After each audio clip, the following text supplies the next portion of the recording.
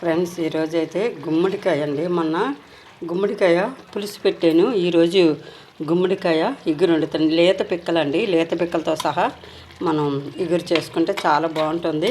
అందులో ఒక 2 చిలకడ దుంపలు వేసుకున్నాం అనుకోండి, మనం బెల్లం వేయకుండానే చిలకడ దుంపలు వేయడంలో ఏటవుతుందంటే స్వీట్ ఉంటుందండి, చాలా బాగుంటుంది. ఇది ఈరోజైతే సాంబార్ చేశానండి. సాంబార్ చేసి గుమ్మడికాయ ఇగురు వండుతున్నానండి. ఇదిగోండి, సాంబార్ అయిపోయింది, వేడివేడిగా ఉంది. ములంకాయ వేసి సాంబార్ చేశాను, మా చెట్టుదేనండి.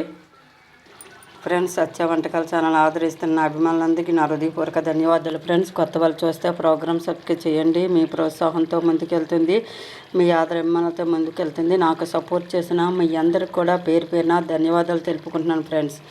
ఫ్రెండ్స్ నచ్చితే ఒక లైక్ ఇవ్వండి. ఫ్రెండ్స్, సపోర్ట్ చేయండి. ఫ్రెండ్స్, బాయ్ అండి.